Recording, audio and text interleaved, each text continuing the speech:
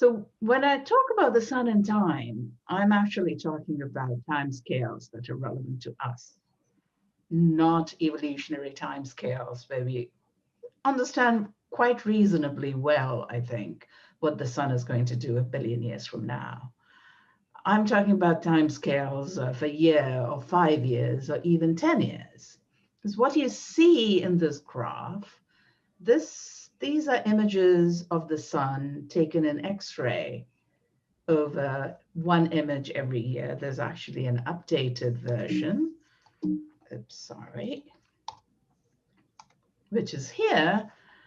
This is 2 solar cycles worth of data. This is gas from the outer layers of the sun at roughly 2 million Kelvin.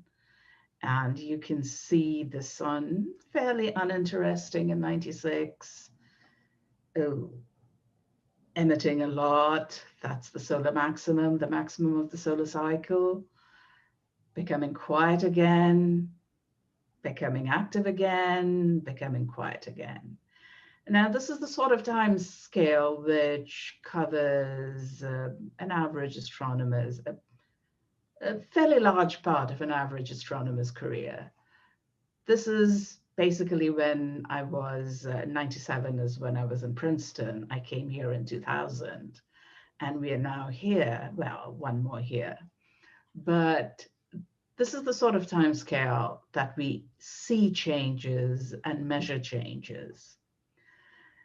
Now, what's shown here is the sun over 2 solar cycles. A solar cycle, you might know, is the fact that the number of sunspots on the sun increase and decrease in a quasi-periodic manner. The first sunspots were observed about 400-ish years ago. So that's the longest single data set that we have of the sun. And since then, they have been monitored, and you see the ups and downs and ups and downs. Since the 1800s, they've been given a number.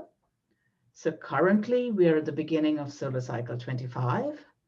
The previous one was 24, and the one before that is 23. And we have lots and lots of data about solar cycles 23 and 24. So the question is, why do we care? Because each of these maxima that you see, these sunspots, they're, when we look at the sun in white light, they're just ugly spots. But the problem is they can emit a lot of particles and high energy. So this, for example, is just a pretty movie, a real data though, is an example of a coronal mass ejection from the sun. This was in 2003. And these mass ejections, both the particles and the radiation, and particularly it's the magnetic fields that are that are carried by the particles, they interact with the Earth's magnetosphere and can cause havoc. And the first indication of an effect of such an emission on technology was the so-called Carrington event of 1859. The most technologically advanced stuff at that time were telegrams, so telegraph wires. And basically what the operators found is they got shocks when they tried to send a telegram. The wires were overloaded with electric current because of all the charged particles from the sun. A Carrington event today is going to be catastrophic. It'll cause trillions of dollars in damage. And the worst part is it's not life directly that is affected. It's technology. And so communications is going to, and power outages, that's going to be the main thing. So that's one of the reasons, of course, we really care about the solar cycle, other than the fact that intellectually it's a very interesting problem to look at, okay? And the issue is, when it comes to studying the effects of the sun on society, is that we cannot predict when the events will occur. And for that matter, we cannot even predict the strength of the solar cycle. How many sunspots there are going to be on the sun when the sun is at maximum magnetic activity? And to take a look at how bad we are, so this axis is the number of sunspots, or sunspot groups actually. Each of these bars is a prediction of how strong cycle 24 would have been, should have been, okay? This is where it ended up, this blue line. This was the mean of all the projections, okay? So clearly, even as recent as about 10 years ago, we had no idea of how to predict the strength of the next solar cycle. Do we know anything now? Only time will tell. These are the predictions for cycle 25. There is a change in the scale of the axis here. That's because people who count sunspots came together and figured out that the historic sunspot numbers were not quite being counted correctly. So this was where cycle 24, which is the previous cycle, the one that just ended, was. And this is the average of all the previous maxima. And the question is, which of these predictions is going to be true for the next cycle? Well, we'll wait and see. We have to wait and see. We have no idea. At least the range here is less than the range in the previous graph. Does that mean anything? Who knows? Because you see that there are fewer predictions this time around than the last time. I think people got really embarrassed the last time. So what do we do? So my approach is, okay, before we can really understand what's going on, let's try to find out what is going on. And let's get to the root of things to see, after all these sunspots are being caused by cyclical magnetic fields that are generated inside the sun. So the question is, what is going on inside the sun on these timescales? And to do that, you can use helioseismology. So with helioseismology, we can not only figure out what the solar interior looks like, we can also try and determine, are we looking at any changes? Can we see any changes in structure? And I'll give you the punchline there. Changes in structure are difficult, but we can also determine solar dynamics, flows inside the sun, and look at those changes. And we do see enormous changes there over the cycle. So for those of you who are not familiar with helioseismology, let me just give you a very brief introduction. By now, we have a lot of helioseismic data. BISON is the Birmingham Solar Oscillation Network. It observes the sun like a star, meaning it's a 1-pixel observation. So for those of you who use astroseismic data, that'll be the most familiar to you. The other three, GONG is a ground-based network. MDI was an instrument, it still is rather, an instrument on SOHO. It was switched off after HMI started observing. So we have a lot of data. We have data over 2 solar cycles. So what's helioseismology? What do we do? Well, the sun oscillates in different modes. The nice thing about the sun is that the oscillations are very low amplitude, so we can explain them using the equations of linear adiabatic oscillations. And in the case of the sun, most of the modes that we observe are acoustic modes, or P modes as we call them, because the restoring force is pressure. But because we're able to make resolved images of the solar disk, we can also determine frequencies of surface gravity waves. These we call F modes. Once upon a time, helioseismologists used to call them the fundamental modes, but then we started talking to stellar pulsation people for whom the fundamental mode is the lowest frequency radial mode. So we just call it the F mode these days. So F modes are very simple in the sense that they have a very simple dispersion relation where omega squared goes as G times K, K being the horizontal wave number. So they're really good to study things that are happening at the surface.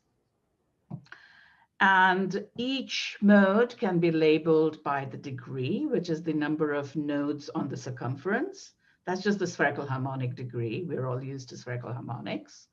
The radial order, which is roughly the number of nodes in the interior. And the azimuthal order, which is the number of nodes along the equator. And that goes from plus L to minus L. Just try and remember your quantum mechanics from your undergrad days, and it's exactly the same. Now, if the sun were spherically symmetric and did not rotate at all modes with the same L and N but different M's would have the same frequency.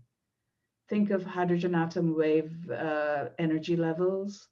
M's don't come in till you apply either electricity or magnetism to lift the degeneracy. In the solar case, rotation can lift the degeneracy and give rise to what we call rotational splitting. So every peak of a given L and N will be split into 2L plus 1. Except the problem is we have, in this case of the sun, we have observed modes of L of 200, L of 250, L of 300, which means we will, for any given N and L, if we really wanted to find the frequencies of these individual split modes, we would have to fit a lot of peaks and it'll get noisy. So instead, what we do is we describe the frequency as a central frequency and an expansion in a polynomial. It's a Clebsch-Gordon type polynomial. The nice thing about this expansion is this central frequency, you can see my arrow, right? Yes. Yeah, good. The central frequency depends only on the structure. This is what we use to find structure. The odd order coefficients, we call them the splitting coefficients or A coefficients, depend on rotation. And the even order splitting coefficients depend on the second order effects of rotation and things like magnetic fields and other flows. So it's the central frequency and the odd order splittings that have given us most of the results in helioseismology. Another difference from astroseismology, we try to observe the sun in radial velocity, and for the very simple reason that granulation noise is very low if you observe pulsations in radial velocity. And what this figure shows is the result of 20 days of observation of the sun by two different instruments. They both do sort of, they observe the full sun, but they do sun as a star measurement in the sense that they average the data to a 1 pixel data. This is in velocity, this is in intensity. And you can see what happens in the low frequency regime. If we want to measure these really low frequency modes, we can't afford to do it in intensity because the low frequency part of an intensity power spectrum is dominated by granulation, and we don't want that. We really want these modes because they carry a lot of information. So what do the data sets look like? This is just one example of a one-year data set, and I've color-coded it for a couple of reasons. You see the red point, so this is the degree on the x-axis, this is the frequency on the y-axis in macrohertz. We call this an L-nu diagram for obvious reasons. It's L-nu. The red is what is the sort of data we can get if you observe another star or if you observe the sun the way you would observe a star, i.e. 1 pixel observations give you only the data in the red. The cyan is the sort of L range which we use for most of the work because the peaks are well separated and it's easy to find the frequencies. The blue is the range where you can find the frequencies, but there are lots of systematic errors because these are short-lived modes. They live only for an hour or so, so they're very wide, and adjacent modes sort of get merged into a ridge, so it's difficult to really find the frequencies very precisely. So most of the work is done in the L range given by the red and the cyan, which I show here. So a lot of the work has been done. This is 1 year, the first year of data sent by the one of the instruments on the SOHO spacecraft. Okay. The reason we can do such detailed work is this. This is 1,000 sigma error bar. Okay. So we can do a lot. So what have we found? We found we could figure out solar internal structure. We can figure out solar internal dynamics, and that's what I'm going to talk to you today. We can test physics, the input physics, like equations of state of stellar material. We've done that. And of course, because we can find solar structure and dynamics, we can look at how they change over the solar cycle. First thing to note is most helioseismic work is not done by comparing models, but we have enough data that we can do inversions. So because the frequencies depend on the structure, we can use the frequencies directly to figure out the structure. Except directly is probably not the correct word because then you'll get your uncertainties blow up. What we do is we linearize our whole set of equations around a known solar model. And what we do is invert the frequency differences between a model and the sun to find the structure differences between the model and the sun. Since we know the structure of the model, if we know the structure difference between the model and the sun, we know the structure of the sun. So what's shown here on the left is the difference in squared sound speed. That's the natural thing that comes out of inversions rather than sound speed between the sun and two models. Okay. Look at the axis, please. The maximum error here is 0.7%. which for most of astronomy would be considered zero. Except this is a many sigma difference. We believe we understand why this discrepancy is. It's because our models do not have turbulent mixing at the base of the convection zone. This difference is still a bit of a mystery. It's probably something to do with remnant convective core at the very early life of the sun, but it's still sort of debated about. But the moral of the story is we can find the structure. Okay. Dynamics was interesting.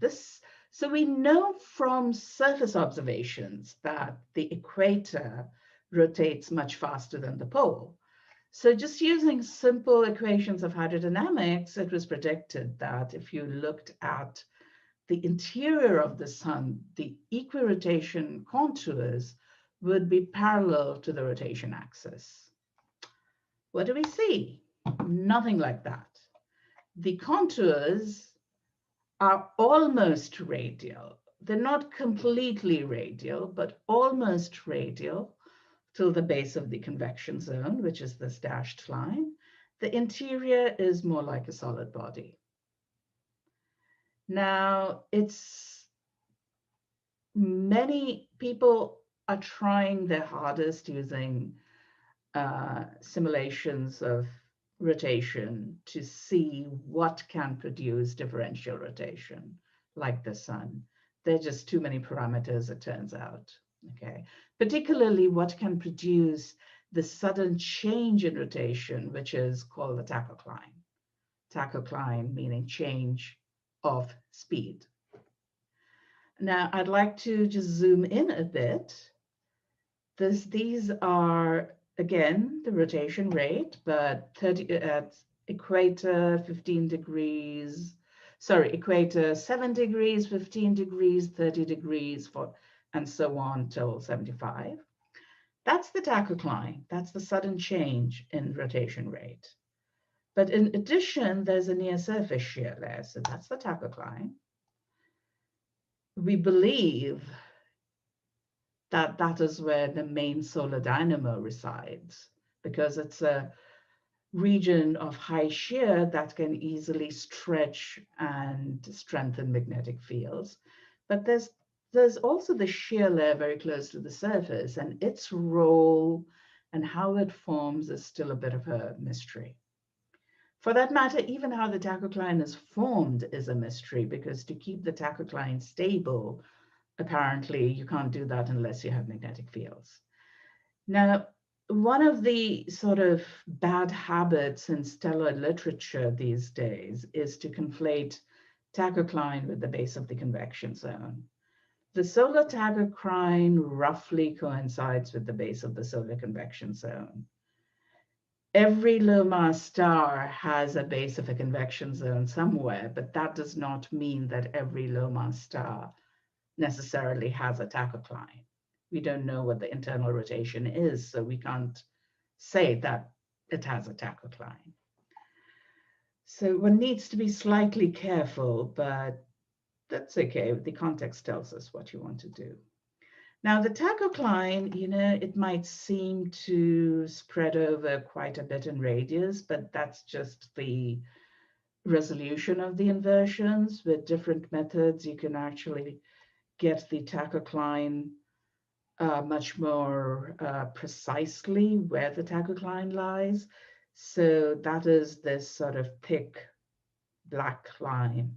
And you can see that these super resolution methods tell you, better forward modeling too, that the tachocline is actually thinner than, by thinner, I mean that the transition of the rotation rate occurs over a shorter radial extent than what our inversions normally tell us. So it's a very thin region over which the rotation rate changes abruptly. It's not spherically symmetric, this region, it's prolate in shape. So at the equator, the center of the tachocline lies within the convection zone, but at higher latitudes, it's deeper than the convection zones. And in addition to rotation, if you subtract the mean rotation out, you see east-west zonal flows, just like the jet streams. And also what you find, not with the same data that I showed, because that data only tells you north-south symmetric flows, you actually have flows from the equator to the poles. Now, this bit of countercell is probably an artifact, at least of the data, because we really can't see things that high. But zonal flows and meridional flows, these are the sort of things that show a lot of change as the solar cycle progresses. Sorry. And the other, sorry, go ahead. Was it at what depth was that? This is very close to the surface. Okay. Well, the tachocline is roughly at the base of the convection zone, which is 0.713 plus solar radius. Okay. Yeah. Now, this particular image, the one I'm showing, is very close to the surface. Well, while we're at it, which field were you showing there? Is that vorticity or the? No, it's just the plane velocity, the plane, the speed of flows. Which direction? Which component? So the red is flowing to the north. Okay, meridional. Yeah, this is the meridional flow. Sorry, I should have said that. Sure. This one is the color indicates the speed. So red is plus 15 meters per second, which in the meridional flow case means going from the equator to the pole, plus is flows to the north and minuses flows to the south. And as you can see, we're not talking about large velocities here. We're talking about 15 meters per second compared to the solar rotation rate, which is 2 kilometers per second. Okay. And near the poles, we can't see the poles as the foreshortening effects because we're looking from the ecliptic. So this gap you see here is basically things of the data are foreshortened out, the signal. But you see these long-lived rotating structures. By long-lived, I mean over a few solar rotations close to the pole. And we don't really understand it. We see them. We don't know what's going on. So that was a snapshot of the sort of average flows and structures of the sun. But what about the time variation? Well, frequencies change with time. What I'm showing you, just as this is just sort of pretty picture, the larger graph has frequency on your x-axis and change in frequency with respect to the minimum of cycle 23, so 1996. Okay. So it's frequency at a given time minus frequency in 1996 as a function in the main graph as a function of frequency. You'll see that higher frequency modes change more. And in the inset, I show the average change as a function of time. And once I play the animation, you'll see that the average change actually looks just like a graph of the sunspot, how the sunspot changes with time.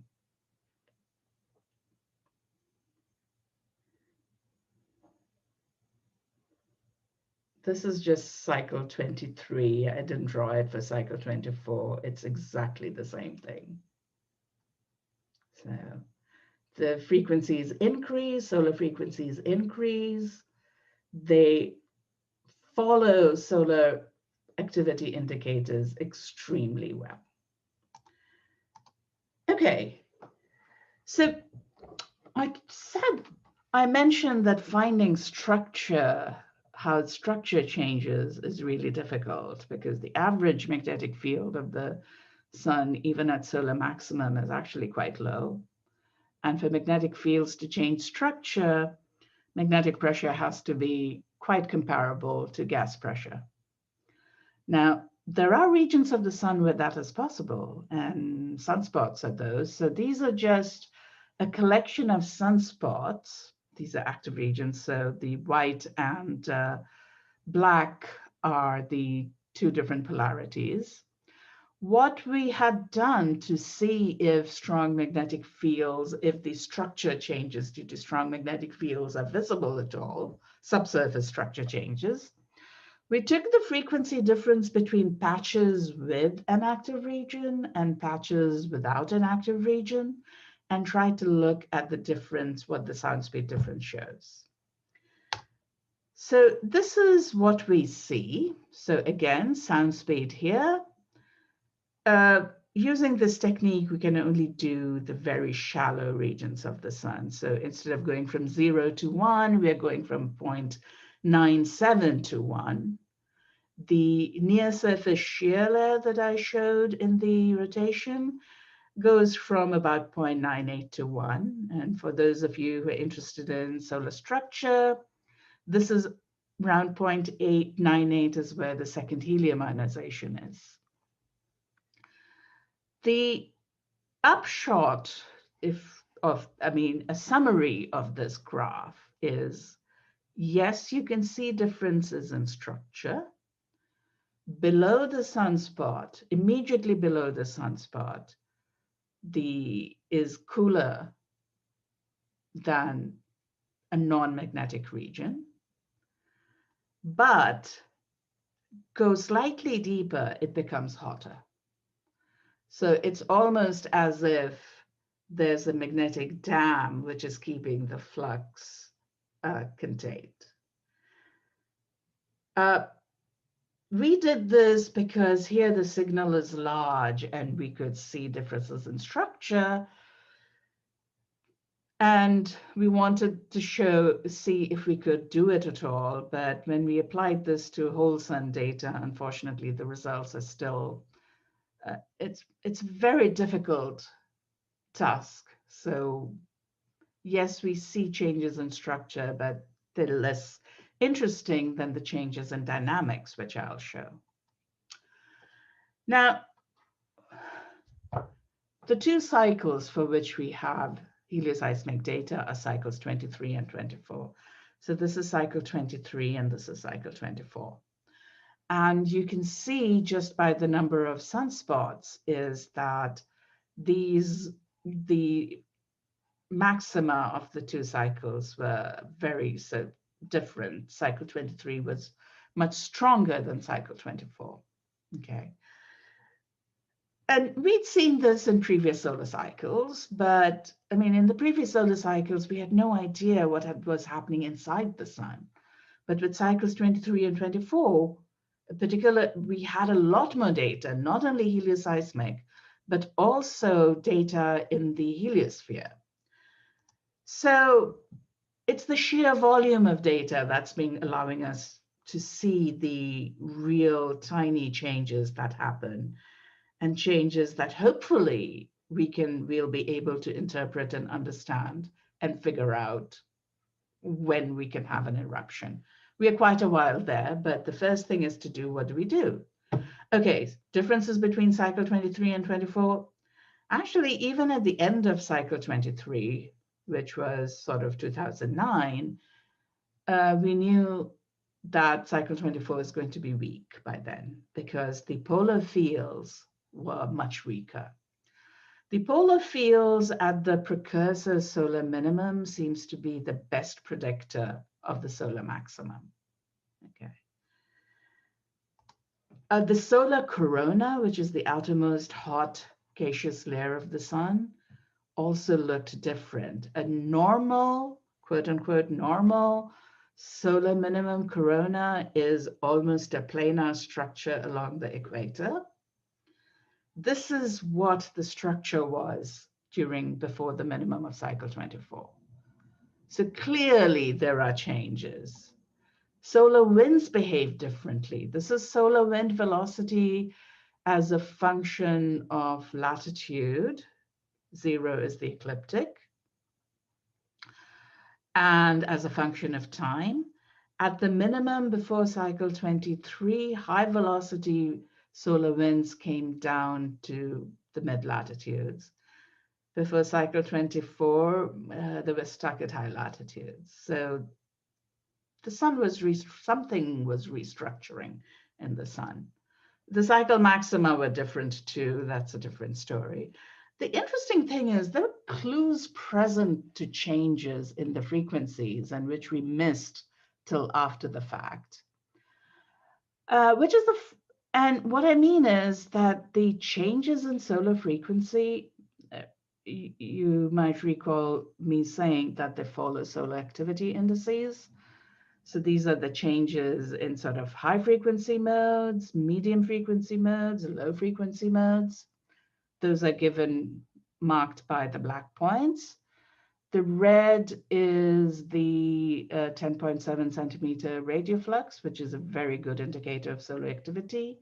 Blue is the number of sunspots. We've sort of scaled them to see that they follow each other. But if you look at, this is the cycle 23 maximum.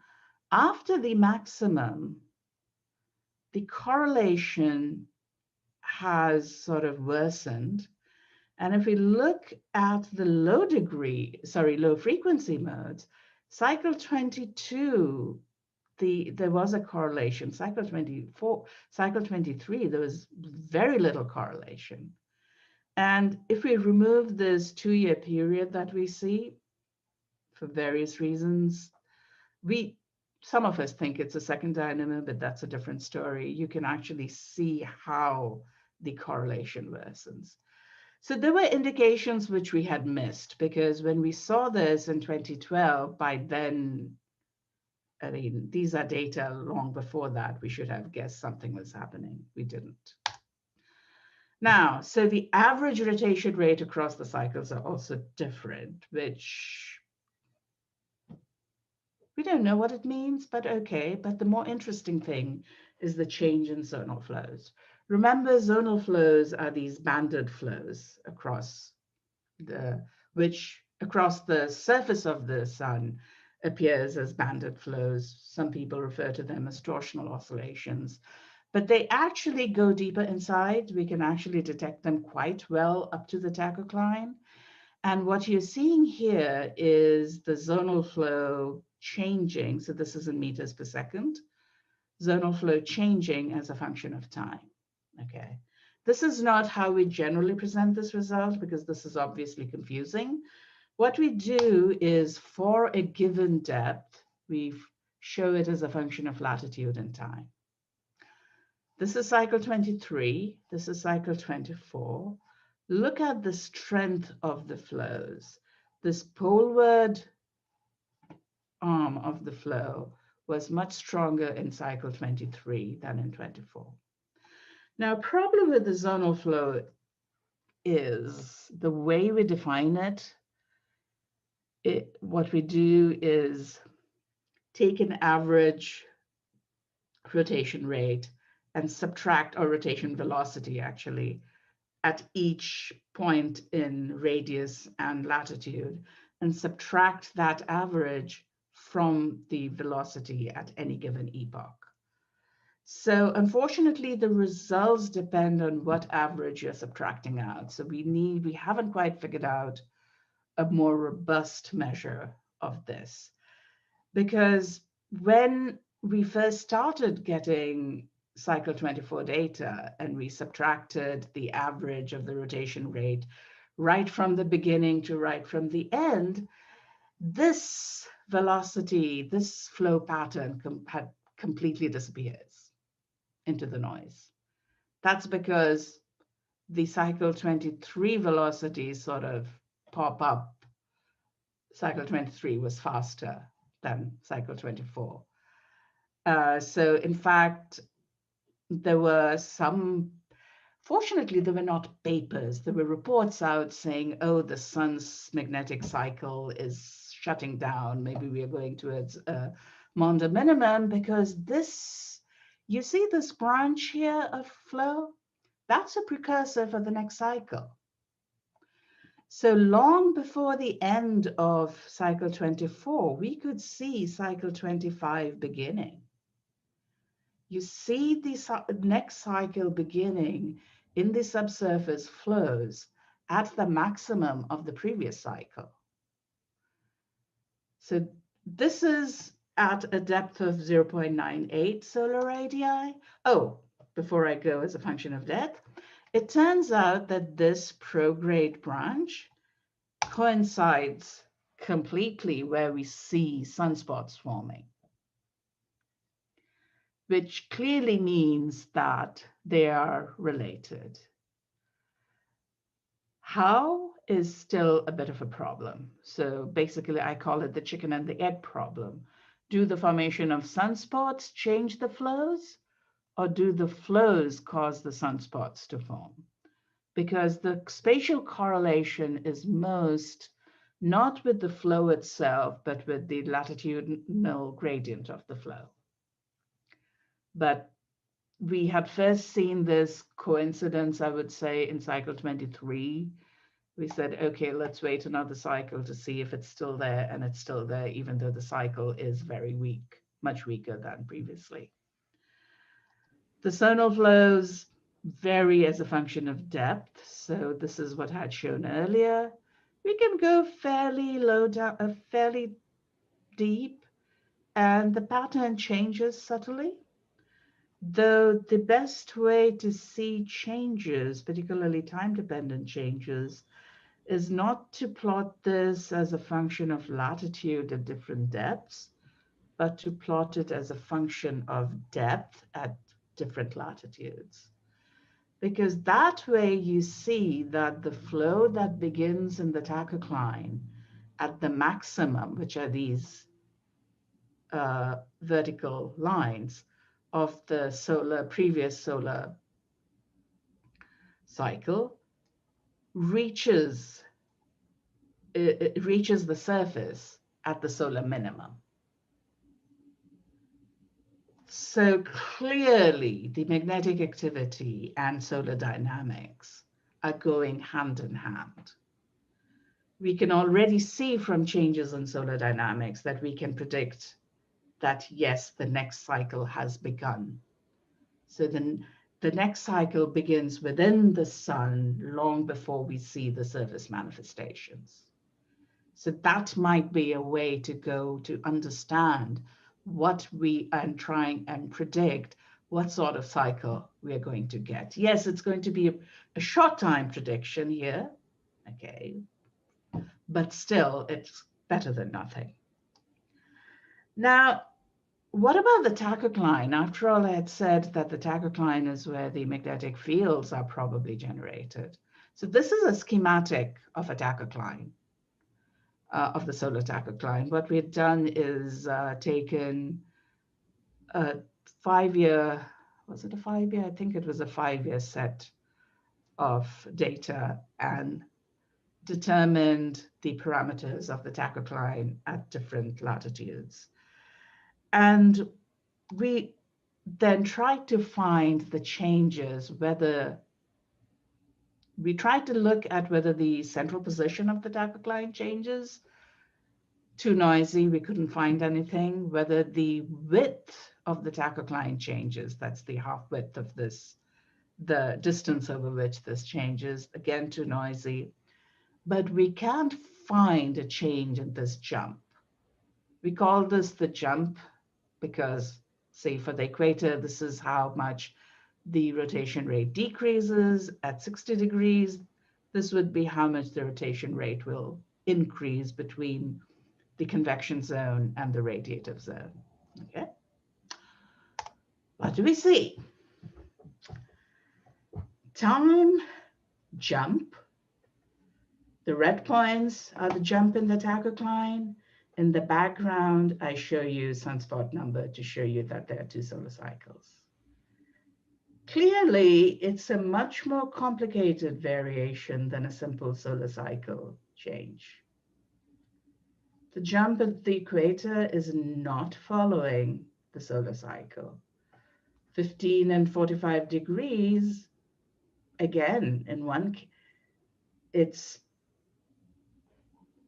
case, it's increasing. In 45 degrees, it's decreasing. 60 degrees is the only case where it seems to sort of, the jump is, I should say the least here, but okay, since I'm looking at the graph this way, I would say the most. It sort of when the cycle activity is maximum. This came as a complete surprise because we didn't expect that different latitudes would behave so differently. And the more interesting thing to me is, if I plot the jumps not as a function of time, but as a function of a solar activity indicator, then the 2 solar cycles look very different indeed, even at the same activity.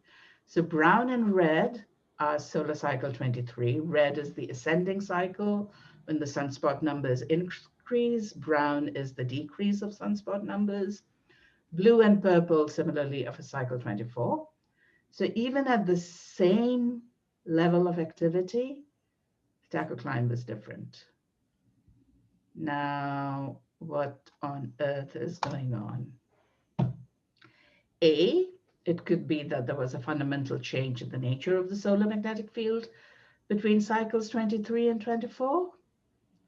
Or B, it could be more, I shouldn't call it a more mundane explanation because we are talking about the sun after all, but perhaps it could mean that the changes in the sun occur not over a sunspot cycle, but over a magnetic cycle, which is a Hale cycle.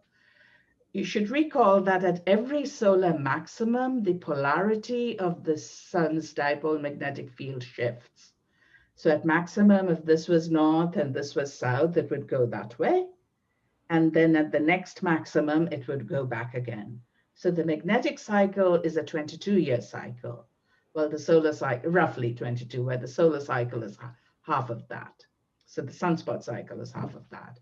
So maybe what we are seeing here is the Hale cycle. So we need data for the maximum of cycle 25, up to the maximum of cycle 25, to figure out if it is indeed a Hale cycle or not, which means we have to wait for another 4 or 5 years. Yeah, to study solar cycles, you have to be very patient, unfortunately. Okay, so I want to shift gear completely and talk about, I did say I'm going to talk about the sun in time and other mysteries. What about the other mystery?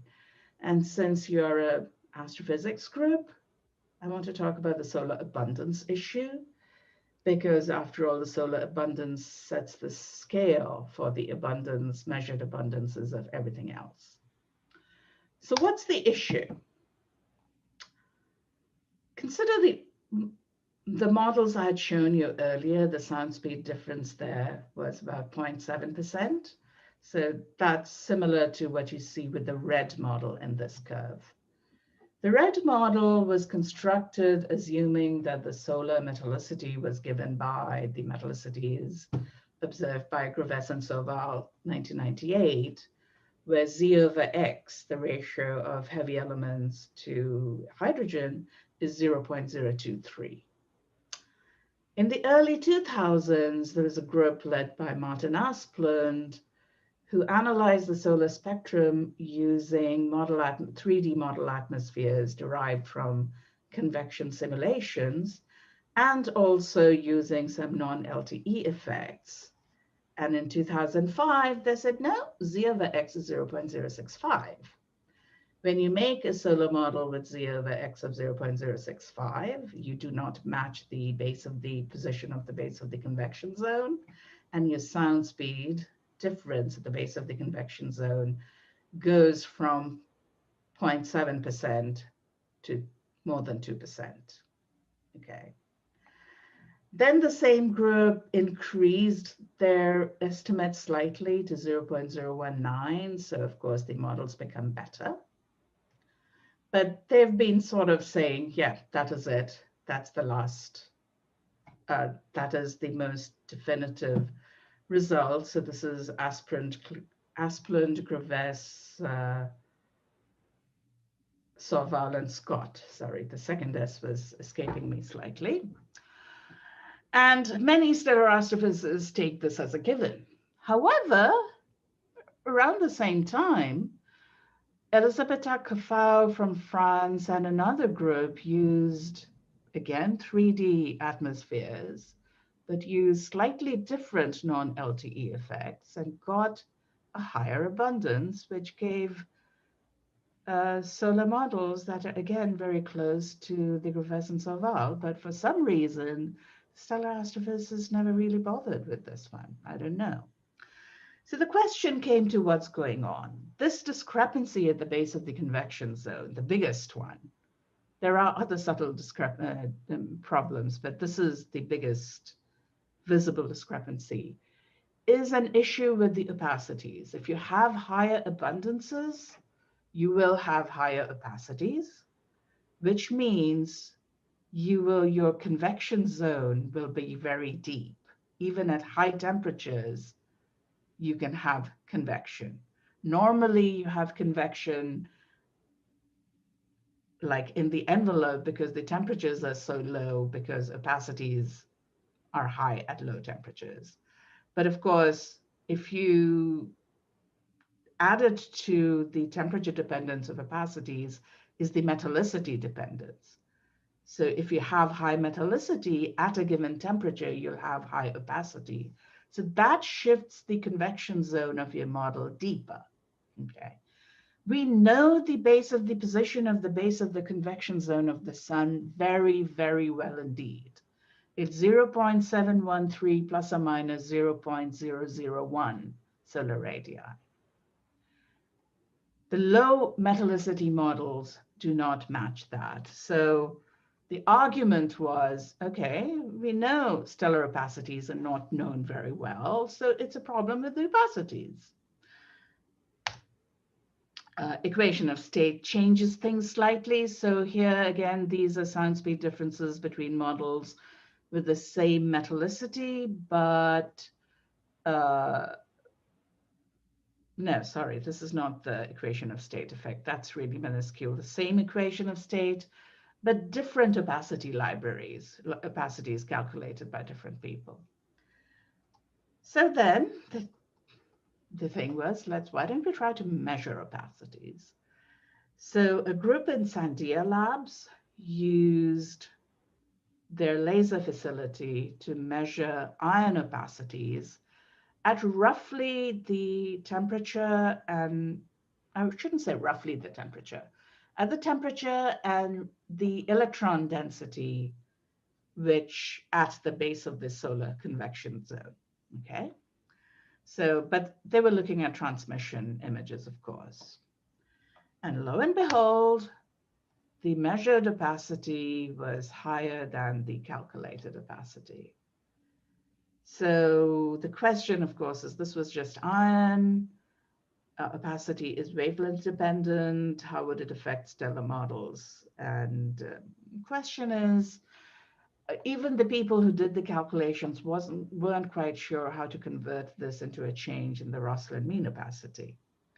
But of course, this was transmission spectroscopy. This was the first time they found an opacity, and it was a very difficult experiment. And there were questions as to, were the experimental results correct? So that was the first question. And the second is, there was a hypothesis after these results came out, saying that the discrepancy between the calculated, that is the blue, and the measured, that's the red, opacities is because of a particular configuration of iron at that temperature. Iron at that temperature is very like, it has lost most of its electrons, except the innermost two. So it has the N shell complete, but the L shell has missing electrons. So that the next measurement, what they did was they look at 3 different elements. Nickel at that temperature looks exactly like neon. It has 2 electrons in the lowest orbit, and a full second orbit is completely full. This is what neon looks like normally. Iron has 1 hole, chromium has 3. So the aim of the second experiment was twofold. One is to see if the first measurements were correct, and the second is if the L vacancy in this shell is the reason for the discrepancy, then chromium will show a higher discrepancy than iron, and nickel will not show a discrepancy at all. What do we see? Let's look at the continuum first. Nickel doesn't really show a discrepancy. Chromium doesn't show either. It's only iron that does. So what's going on? We don't know, okay? And of course, fitting lines is difficult because these are different, 4 different calculated opacities. These are 4 different measurements of a particular line, nickel line. So the measurements are pretty stable. Only one of the models seem to agree. So nickel, yeah, maybe we can actually model it, but we still don't know what's going on in iron.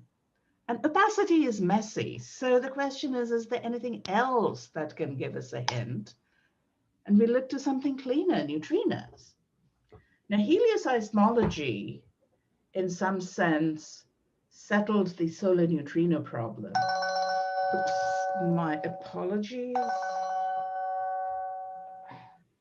Sorry to interrupt, but we should probably wrap up in a... Yeah, it's just, I have just one more slide. Perfect, thank you. So the neutrinos tell you about the conditions in the core, but the conditions in the core depend on metallicity. So if you look at the PP neutrinos, well, this is the pink thing is for the high metallicity solar models. The blue is for the low metallicity solar models, and this green and sort of gray are the observations, so not completely clear. What we needed were CNO neutrinos, okay, so from the CNO reactions, because they're, yes, most of the solar energy comes from PP chain, but a tiny fraction, 1.5 to 2%, comes from CNO. If you can observe the CNO and measure them properly, you can distinguish between a high metallicity model and a low metallicity model. Borexino has just recently given us their results. That is this red histogram, the counts. Purple are the high metallicity models. Blue are the low metallicity models. So if I just took this initial results from Borexino at face value, the metallicity of the sun is higher than 0.023 and definitely not as low as what the Asplund AGS 09 metallicities. So when it comes to astrophysics, maybe we should, and comparing metallicities with the sun, we shouldn't be jumping to the bandwagon of the low metallicities quite yet. So, thoughts to leave you with. We are seeing surprising facts about internal changes in the sun.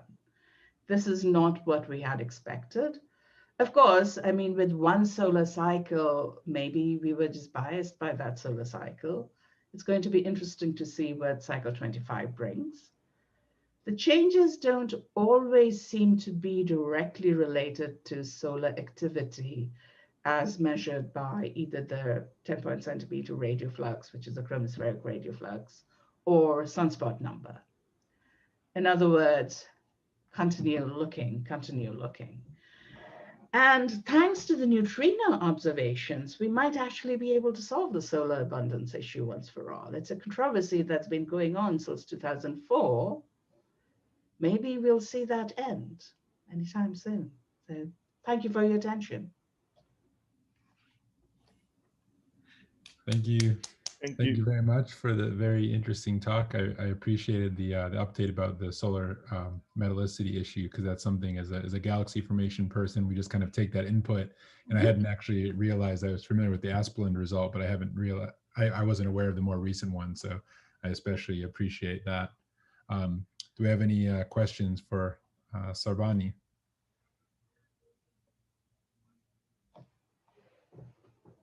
I had a question. Sorry, I can't find where raise my hand. Yeah, just go ahead. So I remember one of the ideas floated for possibly explaining this abundance tension was the question of whether the sort of primordial solar metallicity, what would be in the core region, might be different from what maybe got fed to the convective envelope at a later stage. Is there ways to directly constrain that with the stellar, the helioseismology models, like a difference in composition systematically between the regions of the sun which are convectively mixed after the beginning of its formation versus later? Not directly. You can do it indirectly, but unfortunately, because pulsations don't know anything about temperature or composition. They only see sound speed and pressure, and sound speed goes as T over mu. Okay. If you assume you know the equation of state, and if you assume you know the opacities, then we can do what you're saying. Okay. But that requires you to assume you know the opacities, and opacities, as I said, is a can of worms. You can make models, say, I know there have been models where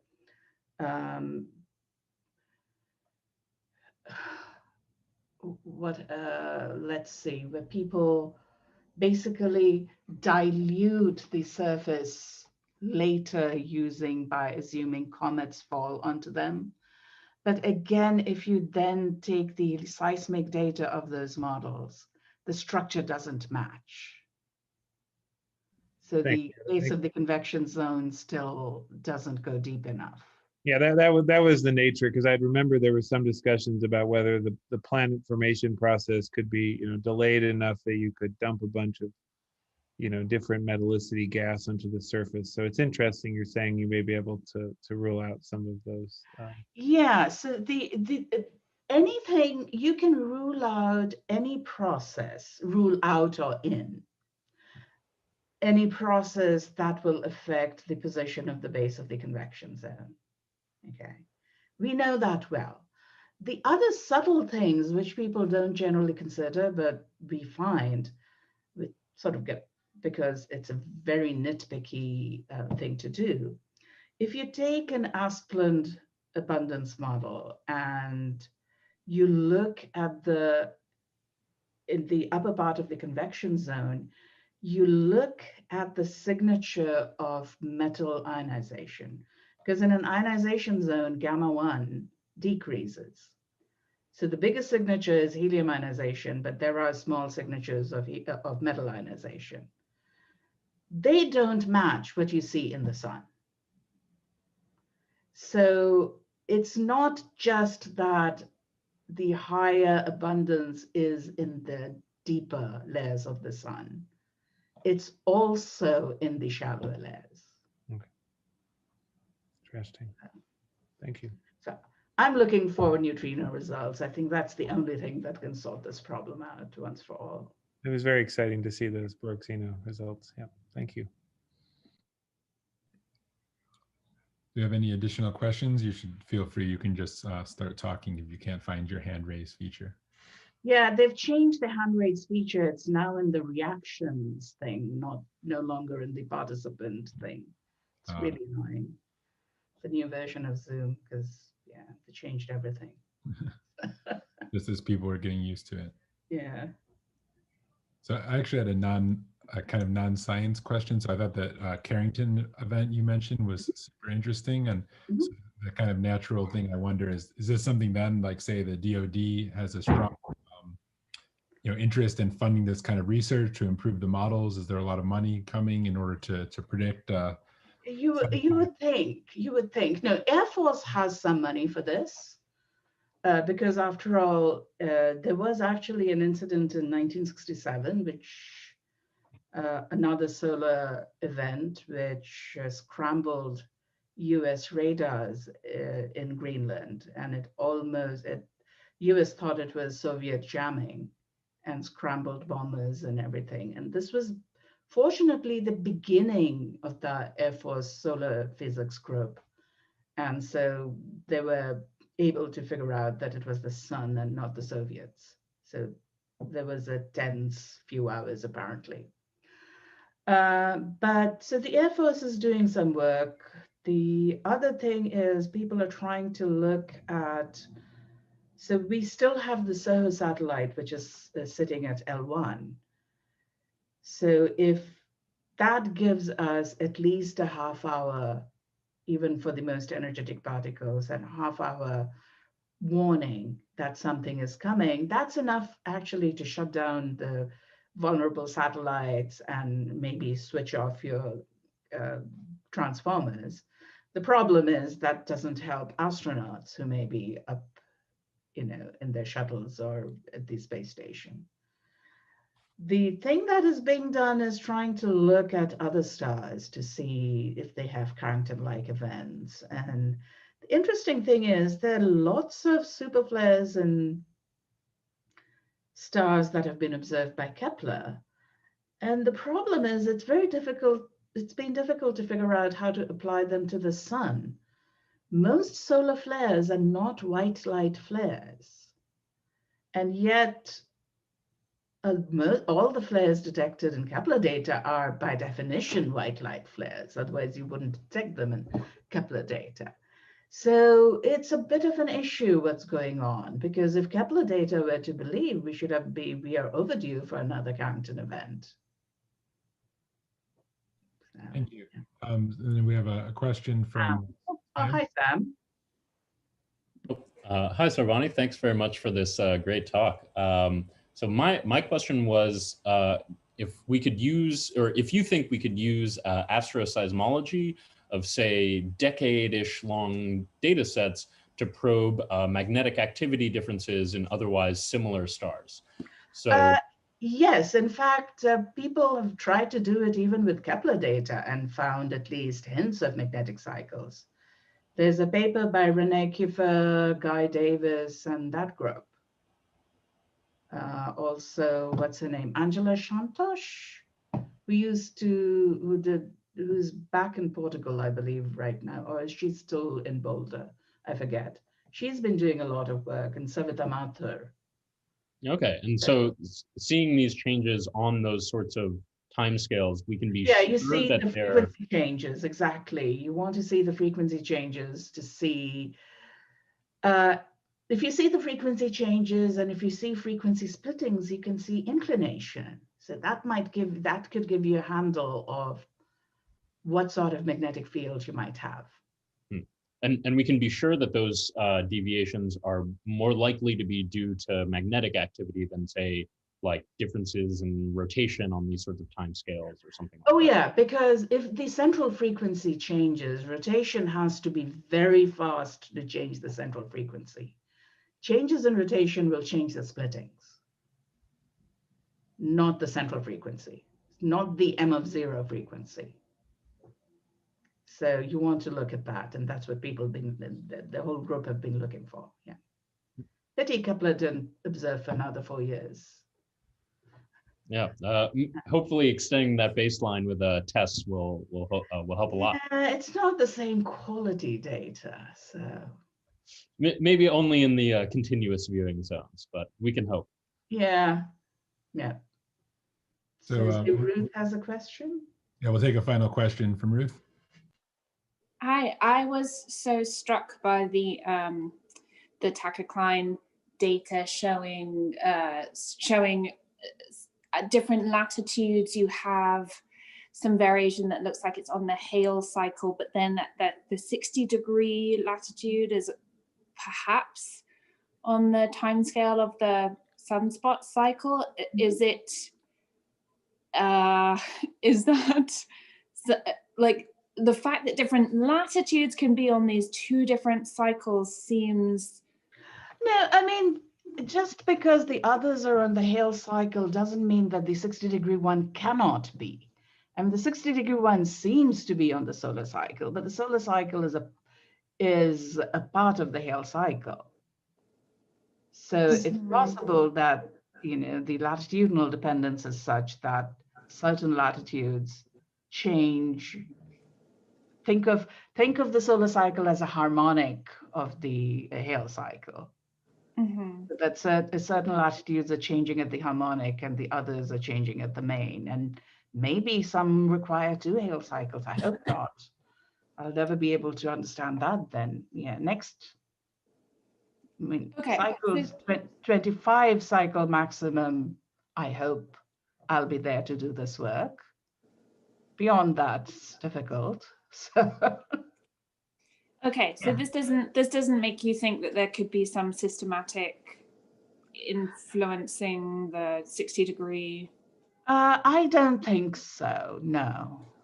Okay. Because I've looked at it in various different ways, and you don't even have to actually do this, you know, do the proper Tucker-Klein fitting.